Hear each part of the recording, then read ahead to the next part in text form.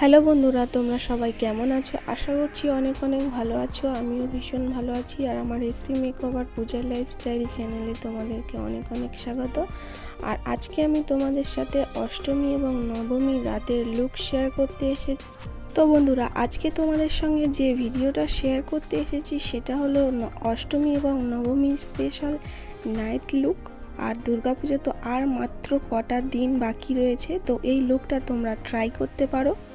আজকের এই ভিডিওটা তোমাদের অনেকটাই হেল্পফুল হবে, তো ভিডিওটা স্কিপ না করে প্রথম থেকে শেষ পর্যন্ত দেখার অনুরোধ রইল।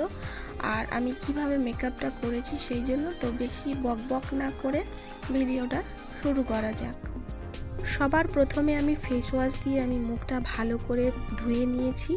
তারপরে আমি এই হিমালয়ার এই টোনারটা আমি ভালো করে মুখের মধ্যে লাগিয়ে নেব। হিমালয়া হার্বাল জেন্টাল রিফ্রেশিং টোনারটি হলো একটি অ্যালকোহল মুক্ত টোনার, যা তেল নিঃসরণ কমাতে সাহায্য করে এবং ত্বককে তেল মুক্ত করে। Himalaya herbal gentle refreshing toner অমেধ্য অপসারণ করে, ছিদ্রগুলিকে ছোট করে তোলে এবং ত্বককে পুনরুজ্জীবিত করে তোলে। ত্বকে স্বাস্থ্যকর এবং উজ্জ্বল দেখায়। তারপর আমি অ্যাকনি ময়শ্চারাইজারের একটা ক্রিম লাগিয়ে নিয়েছি। তোমরা তোমাদের পছন্দের মতো একটা ময়শ্চারাইজার ক্রিম লাগিয়ে নিও।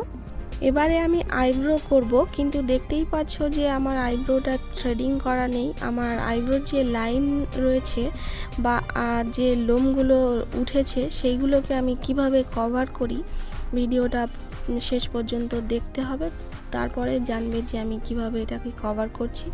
তো আমি এখানে অরেঞ্জ কালারের লিপস্টিক নিয়েছি। এই অরেঞ্জ কালারের লিপস্টিকটা আমি এবারে যে লোমগুলো উঠেছে সেইগুলোর উপরে এইভাবে লাগিয়ে নেব। তো অরেঞ্জ কালারের লিপস্টিকটা আমি ভালোভাবে যে লোমগুলো উঠেছে তার উপরে লাগিয়ে নিয়েছি। এবারে আমি ওই একই ব্রাশের সাহায্যে ওই লিপস্টিকটা ভালো করে ব্লেন্ড করে নেব।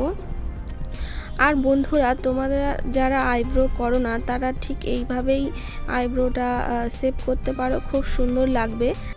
আমি আইব্রোটা প্রপারলি কিভাবে রেডি করি সেটা দেখার জন্য ভিডিওটা প্রথম থেকে শেষ পর্যন্ত দেখতে হবে। আর ভিডিওটা স্কিপ করে চলে গেলে কিন্তু তোমরা কিছুই বুঝতে পারবে না। তো ভিডিওটা প্রথম থেকে শেষ পর্যন্ত দেখো, দেখলে বুঝতে পারবে। তো তারপরে আমি একটা ব্ল্যাক কালারের আইশ্যাডো নিয়ে আইব্রোটা আমি ড্র করে নিয়েছি সুন্দর করে, দেখতেই পাচ্ছ। তারপর একটা ব্রাশের সাহায্যে ব্রাউন কালারের আইশ্যাডো নিয়ে আমি আইব্রোতে লাগিয়ে নেব। তারপর একটা স্মুলি ব্রাশ দিয়ে আমি আইশ্যাডোটা ভালো করে স্মাচ করে নেব, যাতে আইব্রোটা দেখতে সুন্দর লাগে। বন্ধুরা, দেখতে অনেকটা কেমন লাগছে, বাট এটা পরে সুন্দর হয়ে যাবে। আমি একটা ব্লু হেভেনের কনসিলার নিয়ে আইব্রোটা কাট করে নেব। ব্লু হেভেনের কনসিলারটা ঠিক আমি এইভাবেই লাগিয়ে নেব। তারপরে একটা ভেজা বিউটি ব্লেন্ডার দিয়ে আমি এটা সুন্দর করে ব্লেন্ড করে নেব, যাতে আইব্রোটা খুব সুন্দর লাগে দেখতে। তারপর ব্লু হেভেনের ওই একই কনসিলার নিয়ে আমি মুখের মধ্যে ঠিক এইভাবে লাগিয়ে নেব। আর লাগিয়ে নেওয়ার পরে একটা ভেজা বিউটি ব্লেন্ডার দিয়ে আমি এটা সুন্দর করে ব্লেন্ড করে নেব, যাতে কোথাও যেন ছোপ ছোপ হয়ে না থাকে। আর বন্ধুরা, ব্লেন্ড করার পরেই দেখতেই পাচ্ছ আইব্রো দুটো কত সুন্দর লাগছে, আর পুরো ফেসটাও একেবারেই চেঞ্জ হয়ে গেছে। তারপর আমি একটা ল্যাকমির ফাউন্ডেশন নিয়ে আমার সেট অনুযায়ী আমি মুখের মধ্যে ভালোভাবে লাগিয়ে নিয়ে ব্লেন্ড করে নেব।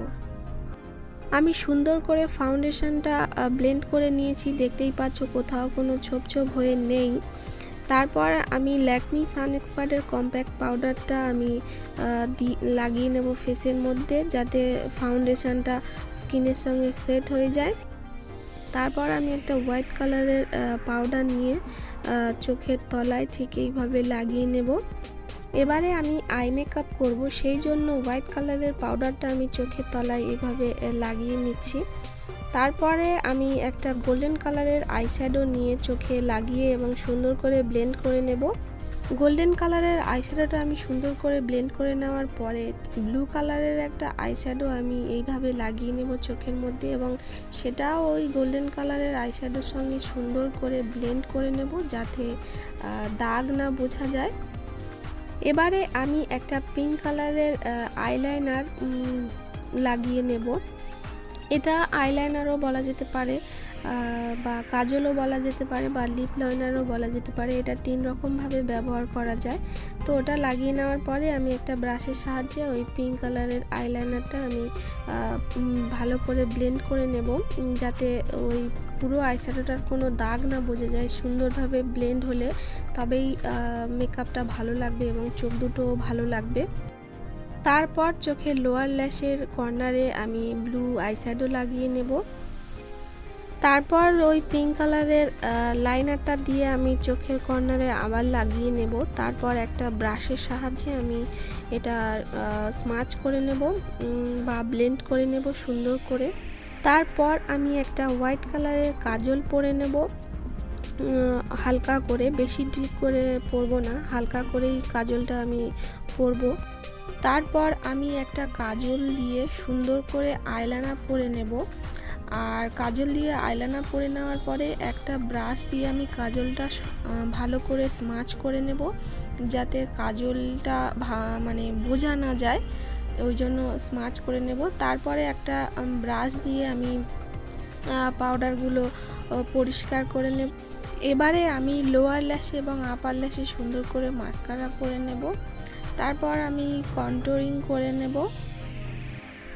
সম্পূর্ণ মেকআপটা করে কেমন লাগছে আমার সেটা দেখার জন্য ভিডিওটা শেষ পর্যন্ত দেখতে হবে। তারপরে একটা পিঙ্ক কালারের ব্লাশ লাগিয়ে নিচ্ছি আমি একটা ব্রাশের সাহায্যে, যাতে চিক দুটো খুবই সুন্দর লাগে।